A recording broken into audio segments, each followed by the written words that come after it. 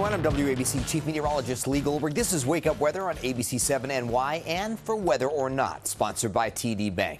Well, the next 2 days will feature occasional showers, not washouts, and there's a better chance of seeing more frequent or widespread showers north and west of New York City. That's probably the better chance of seeing a significant rainfall, and we'll talk about rainfall totals. Of course, the other big story will be Helene.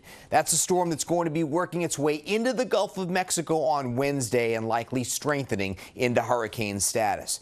In terms of our showers, we're going to be dealing with them off and on. There's probably two windows where the showers are more likely, and that's when the fronts are moving through. One will be as we go through Wednesday afternoon and Wednesday night as the warm front comes through, and then a cold front late day Thursday and Thursday evening as a cold front begins to come through, and that will feature some showers and maybe even a thunder shower. Helene's actually expected to become a major hurricane prior to landfall on Florida's Big Bend. The extended forecast, Helene is going to stay south, the remnants included south and west to be more specific as we go into the weekend. So we're going to establish another dry streak starting Friday and going into the weekend and into early next week. In terms of Helene's impact here, little to none. We'll just notice some cloud cover, especially Friday and into the day on Saturday. Watch our futurecast. On Wednesday morning, there will be some widely scattered showers around, maybe a touch of drizzle. It's a cool feel in the 50s, bit of a breeze out of the east, and clouds certainly dominate your Wednesday. During the afternoon hours, and I should even include, let's say, late morning, showers are going to become a little bit more widespread, more so over New Jersey and northwest suburbs, maybe into New York City, Long Island, parts of Connecticut, eastern Fairfield County. You have the best shot of avoiding these showers during the day. And figure these off and on showers can go into tomorrow night and Thursday morning as that warm front tries to lift through. Our winds are shifting more southeasterly on Thursday. The biggest thing you're going to notice in the difference from Wednesday to Thursday is more of the coolish damp feel on Wednesday versus the warm muggy feel during the day on Thursday as the dew points come up and our temperatures go into the 70s rather than upper 60s. Notice how there are more showers north and west in the morning hours on Thursday as the warm front lifts through. And then we might try to break out into a couple of breaks of sunshine, especially from the city on south and west. If that happens, temperatures will respond quickly, and we might even see an 80 on a thermometer south and west of New York City, while we struggle in the low 70s, Long Island, parts of Connecticut, Hudson Valley, low and middle 70s, depending on how frequent some of these showers are. By the time we get to later Thursday afternoon and evening, that's when the cold front's coming through. So another band of showers will roll through, maybe even an isolated thunder shower. Then the question is how much clearing will we see on Friday. High pressure is trying to nose in. It certainly gets into New England, but is it able to push the clouds to the south? At the same time, Helene is coming up from the south, not this far, but some of the clouds are coming our way. So we're still probably battling with some clouds on Friday and into Saturday as well. Let's get to a Helene futurecast, and we'll get to the specific track in a moment. And that storm, which is working its way through the Gulf of Mexico, could actually whip an outer band of rain all the way into the Sunshine State as early as Wednesday evening. Then it's likely to intensify as it goes through the Gulf of Mexico. We've seen numerous storms historically have rapid intensification over that portion of the Gulf of Mexico. Wilma comes to mind specifically. And this could be a major Category 3, maybe even borderline Cat 4 hurricane as it approaches Florida's Big Bend as we go into Thursday evening. You see the circulation right here. Notice how that storm center could go right over Atlanta as we go into Friday afternoon. Of course, the Mets are down there for a big series, and there are discussions about shifting the game on Thursday and into Friday as well, because we'll start to see some rain both days. Unfortunately, I'm not sure we're going to be able to find a window either day to get in baseball. Maybe later in the day on Friday, but it's also going to depend on how much flooding and damage is caused by the storm. Looking at the overall weather map on Thursday, our warm front has moved through here. There's our landfall with Helene and all the rain rushing northward. And look how the rain, instead of initially shooting northward, then spreads east and west in response to this high over Canada. So we're protected from some of this moisture, which actually we'd like to see some of it come up. But it's likely to go into the Mid-Atlantic, the Southeast, the Ohio Valley, and Tennessee Valley, and then kind of rain itself out, become absorbed by this other low over parts of the Tennessee Valley and another low pressure that's developing off the southeast coast. So Friday, I just expect to see a mixture of sunshine and clouds. This high, which is going over northern New England, will still allow some clouds to be in here on Saturday, mixing with the sun. And by the way, some showers may sneak up to like Cape May as we go into Friday and Saturday, but I think the bulk of the tri-state will stay dry. As high pressure noses into New England and reestablishes itself by the end of the weekend, we're likely to see more sunshine on Sunday. Maybe still some high clouds over southern New Jersey, but that should be the sunnier of the 2 weekend days. The rainfall forecast very difficult from this. We're looking at light rainfall amounts. Let me just show you a few different outcomes via some of our computer guidance.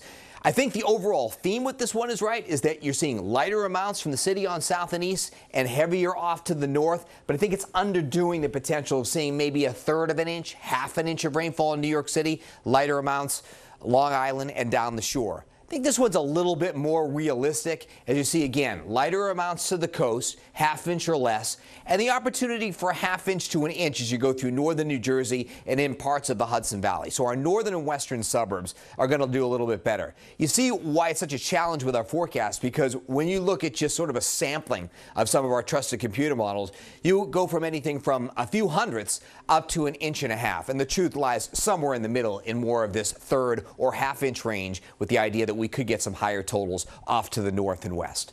The big steering wind map, looking at the jet, there's an upper low here that's developing over the middle of the country. That's basically sweeping up Helene into the Ohio Valley. But at the same time, we've got a northwest flow here in the northeast, high pressure at the surface coming out of eastern Canada, suppressing all that moisture. So all we get is some cloud cover. With a little mini ridge here on Sunday, I think we can get a little bit more in the way of sunshine, and then we should be in good shape to start early next week. There's another dip or trough in the jet stream that's going to approach on Tuesday, so look for increasing clouds. There might be some showers at night.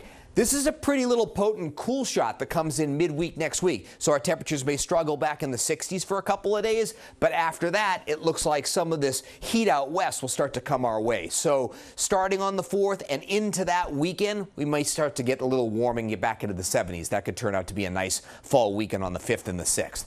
You look at the Climate Prediction Center and the suggested temperature trends October 1st through 7th, and overall, we're still in an above normal regime, with near normal temperatures off to our south and west. Here's more specifically what the 10-day trend looks like.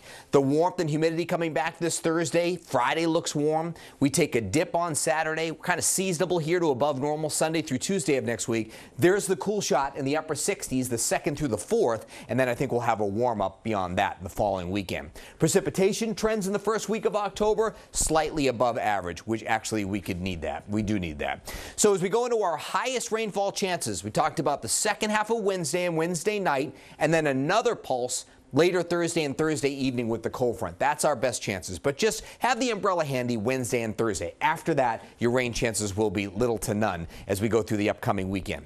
A look at intensifying Helene, ready to move into that area of the Gulf of Mexico.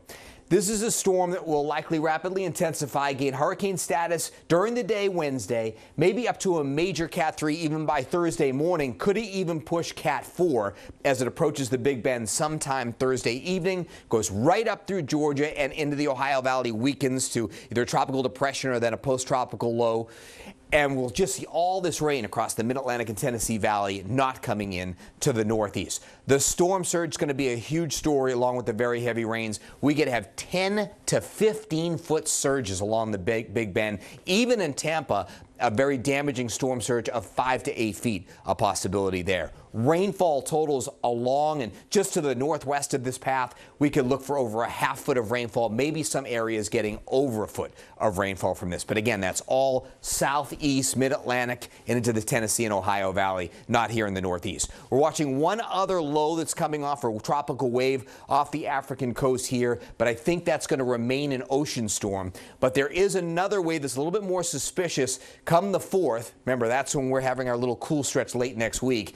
Are we watching a tropical storm or hurricane approach the Lesser Antilles or Leeward Islands at that point? We'll watch that closely late next week. Meanwhile, our rip current risks are still high, easterly wind 15, water temperatures around 70, waves 3 to 5 feet. Weather wellness, air quality is good. UV index at a low. We have overcast skies on your Wednesday. 7 in the morning on Wednesday, 62 degrees, mostly cloudy. I think there are some widely scattered showers around, maybe a touch of drizzle. During the day on Wednesday, lots of clouds, that cool feel, a few showers around, especially in the afternoon hours. By tomorrow night, we start turning more humid. A few showers, a better chance off to the north and west. On Thursday, off and on showers, but also some sunny breaks. And I think during the midday and afternoon, we have a pretty good break before the cold front comes in. Temperatures could really take off. It feels a little bit more summery on Thursday afternoon, but then a late day or nighttime shower, even rumble of thunder. Partly sunny on Friday, still dealing with some clouds, mid and upper 70s. We'll see if we can reach that 77 depending on the amount of cloud cover, but I do think the humidity is dropping. Still some clouds, and this is from the periphery of Helene on Saturday, 71. Sunday looks like the sunnier half of the weekend. I think we're nice and bright on Monday before we cloud over on Tuesday with the threat of rain at night. That's the way your forecast is shaping up. You can always get your weather information on ABC 7 NY. Thanks for listening to Weather or Not. We'll see you next time, rain or shine.